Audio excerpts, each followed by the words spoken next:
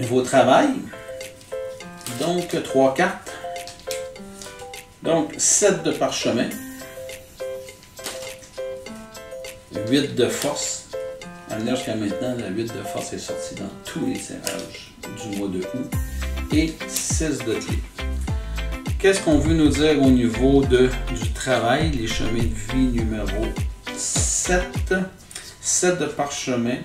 On nous dit ici, c'est complexité et application au travail. Est-ce que ça brasse présentement? En tout cas, il y a un désir de faire du ménage, il y a un désir de tout replacer ou de prendre du contrôle qui est très très fort, que toutes les choses soient à leur place. C'est comme si on vous disait, je suis tanné de travailler dans le bordel, je suis tanné de travailler dans ce qui ne fonctionne pas. Vous avez besoin d'organisation, de structure pour que enfin ça fonctionne, de vous diriger vers quelque chose qui soit moins épuisant. Présentement, le bordel vous épuise complètement. Ça nous dit aussi, 7, que vous avez besoin d'autonomie, mais pas individuelle. On parle d'autonomie à deux. On parle vraiment de faire équipe, d'avoir quelqu'un pour nous supporter, d'avoir quelqu'un dans votre environnement de travail qui vous donne un coup de main, puis vous vous sentez appuyé dans votre processus. Ce qui va vous aider, ici j'ai un 8 de force, voyez-vous, c'est un orage, le terrain est complètement inondé. C'est ce que je vous dis, vous êtes dans une situation au travail où tout déborde. Et c'est le bordel autour de vous. Vous allez piquer une crise, quelque chose. On vous annonce ici que vous êtes plus capable d'en absorber plus. Ça va péter, vous allez péter au mois d'août. Donc, prenez aussi des engagements au niveau du travail. Essayez d'aller vers ce que vous désirez, de nommer ce que vous désirez, demander de l'aide. Mais il y a une notion que vous n'en pouvez plus présentement.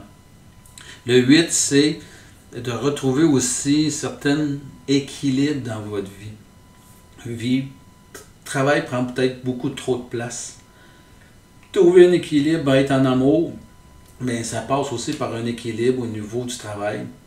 Ça part aussi avec un équilibre au niveau des besoins personnels. Vie personnelle, travail et amour doivent avoir une répartition. Puis ça doit donner un sens à votre vie. Et là, présentement, ça n'a pas de sens parce que le travail semble prendre beaucoup trop de place dans votre vie, chemin de vie numéro 7. Et votre défi, 6 de clés, lune montante. Et les clés, ici, on vous parle, votre défi, c'est vous ne protégez pas ce qui a de la valeur pour vous.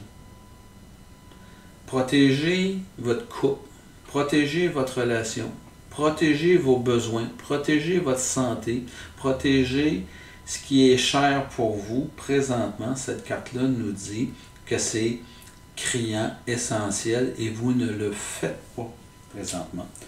On va aller voir qu'est-ce qu'on peut nous dire de plus.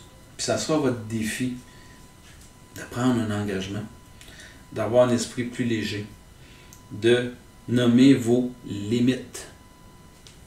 Je vous rappelle que le tirage, le thème, c'est les limites. Autodiscipline, pratique, respect de soi. L'introspection entraîne à la patience, à l'accumulation d'énergie, d'un rituel et de maturité. Une prise de maturité qui se fait présentement, mais c'est de nommer vos limites. Puis ça va commencer par le travail. L'engagement, c'est une limite au niveau personnel. Nommer ce qu'on désire, ce qu'on ne désire plus, c'est mettre nos limites. Et au niveau des amours, c'est mettre vos limites dans le sens de nommer ce que vous désirez vivre dans votre vie. Donc, je rajoute une carte ici au niveau du travail, part de lumière. La carte est vide, donc vous avez un choix. Votre désir, c'est que tout prenne place, puis tout, ça prenne une nouvelle direction. Vous avez le choix, ce mois-ci, et on ouvre ici par un retour à vos valeurs fondamentales. Retour à soi, retour au bercail, retour à la famille, retour à la maison. Un retour à ce qui est important pour vous. Ça, c'est un désir fondamental, aux choses qui sont vraies dans votre vie. Je vais continuer avec les mêmes cartes, puis je vais aller voir qu'est-ce qu'on peut nous dire, qu'est-ce qui va vous aider à créer ce retour-là, puis vous structurer, puis à mettre vos limites. La maison, oh, 2 fois la maison. Je pense que la notion de nos valeurs fondamentales, nos valeurs intrinsèques, elles crient à l'intérieur de vous. Le travail a vraiment trop pris de place. Vous criez présentement à dire peut-être que mon travail ou la proportion de temps que je passe dans le travail est disproportionnée. Il y a une notion de retour à vos valeurs, de faire une introspection pour aller voir quelles sont vos vraies valeurs. Et votre défi, je vous dirais, je suis là et je t'aide. Je suis là et je t'aide. Voyez-vous, on voit une personne qui a un drapeau. C'est comme si je vous disais, votre défi, ça va être de lever la main. Ça va être de signifier que vous avez besoin d'aide, que vous n'en pouvez plus. Puis là, c'est pas de jouer la victime puis de penser qu'on n'est pas suffisamment fort ou compétent. Il y a une notion que ça a pris des proportions disproportionnées. Donc, on revient, on rétablit les choses, puis on revient à vos valeurs fondamentales. Est-ce que ça va demander du grand changement? Est-ce que ça nous demande du mouvement? On peut se poser la question. Ça va nous demander quoi? Pionnier, part de lumière, passion pour faire et créer ce qui n'a pas été fait avant. Pionnier, je pense que ça va vous demander énormément d'efforts parce que vous allez rentrer dans une zone que vous ne vous êtes jamais accordée.